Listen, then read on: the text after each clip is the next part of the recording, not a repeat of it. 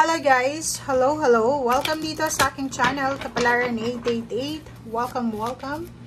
Alamin natin kung anong messages, vibration, gabay energy para sa inyong lahat. Like general reading, money, career, financial reading para sa lahat ng Libra. Okay, Libra. I hope na makuha mo yung energy.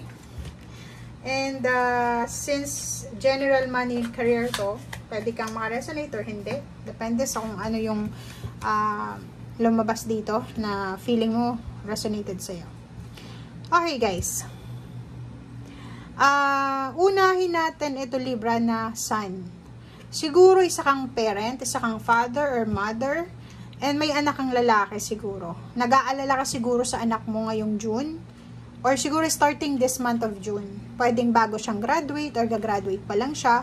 So natatakot ka kung ano yung naghihintay sa kanya na journey. Or ano yung journey na tatahakin niya, makakahanap ba siya ng trabaho,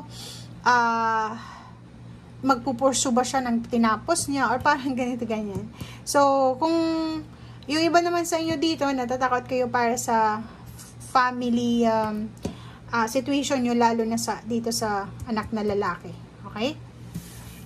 So, sabi sa'yo dito ng affirmation card, humingi ka ng tulong, 'di ba? Humingi ka ng tulong sa Panginoon, sa universe, kung ano yung kailangan mo sa ngayon. Huwag mong sasayangin ang pagkakataon na ito na hindi ka makapag voice out or makahingi ng tulong sa Panginoon or sa mga tao sa paligid mo kung may kailangan ka ng tulong. Okay? Kasi kung hindi tayo reach out para humingi ng tulong, walang tutulong sa atin kasi ang lahat ng tao ngayon ay sobrang busy. Sobrang busy ng mga tao ngayon. And makikita mo sobrang selfishness na ng mundo. So, if hindi tayo mag-reach out para humingi ng tulong, walang lalapit sa atin.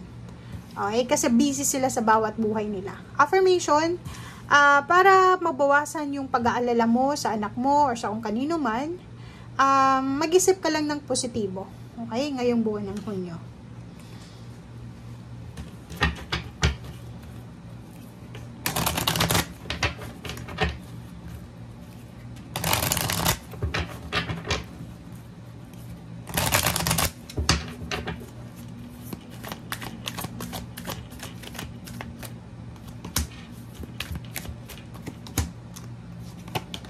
Okay, wow, ang galing.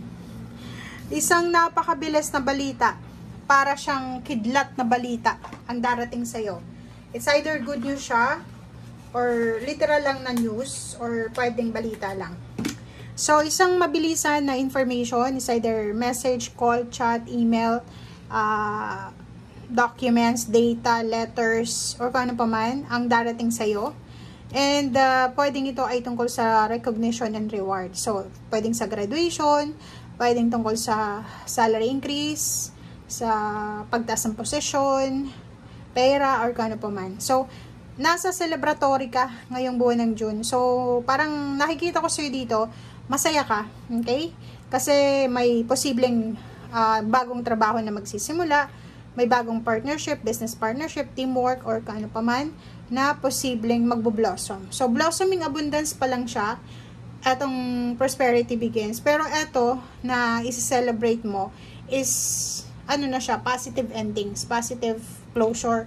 So, it's either retirement, end of contract, graduation, recognition, rewards, awards, public recognition, or kung ano man to na deserve mo para sa'yo. Or para sa anak mo, or para sa pamilya mo.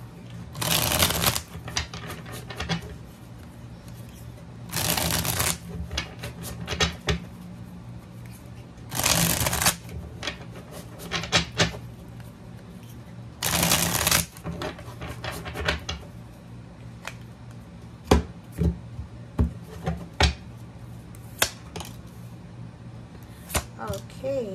Wow. Ang galing ng baraha mo, guys.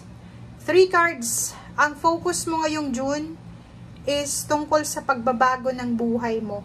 Buhay mo, and then buhay ng buong pamilya mo. So, nakikita ko sa'yo dito yung excitement. Excited ka eh. Diba? Nakakaramdam ka ng excitement sa celebration na parating, sa endings, the positive endings or the new beginnings. nakikita mo yung sarili mo na malapit mo nang mahawakan itong financial success na to. Diba? Parang, nag-anticipate ka eh. Kasi alam mo na marami kang efforts, energy, even money, lakas ng katawan, sakripisyo yung ginawa mo. Kaya, ang nakikita ko sa'yo dito, nag-expect ka talaga ng victory and success, recognition and rewards. So, nakikita ko sa'yo dito na simula ngayong June, sobrang magiging positive yung outlook mo sa buhay. Magiging sobra kang positive. Lahat gagawin mo para makuha mo kung anong gusto mo. Okay? Justice card, mayroon ditong mga nag-expect ka ng new contracts, renewal of contracts, mga accomplishment, or pwedeng karmic justice, literal, kaso, pwedeng manalo ka. Ang daming mga tao na susuporta sa'yo. Ang daming mga tao sa paligid mo na pupurihin ka, ika-congratulate ka.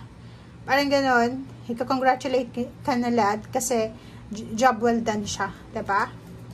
Ang galing. Oh, yun. So, ang death card na to is a positive endings to. So, kung ano man tong magtatapos, tapos na rin yung obligations mo. Diba? So, kung ano man tong mga obligations mo sa buhay from your past, posibleng matapos na din to ngayong June. So, ito yung parang remarkable month para sa'yo ngayong 2024 or sa buong buhay mo. Nakikita ko sa'yo dito na mahahanap mo yung liwanag. Parang sobrang klaro. 'Di ba yung nasa spotlight ka. 'Di ba?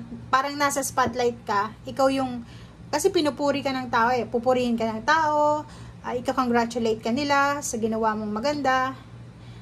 Or pwedeng sinasabi ng barahan na to na makikita mo yung liwanag. Okay? Emotionally, financially, sobrang successful itong buwan na to para sa'yo. Sobrang strong energy, parang lakas mo. 'Di ba? Wala ka nang kinakatakutan ngayon eh. Kasi 'di ba pag natapos na yung obligations mo, especially if breadwinner ka, na pagtapos mo na lahat ng mga anak mo sa pag-aaral or sa pamilya mo, 'di ba parang feeling mo may freedom ka na. Okay?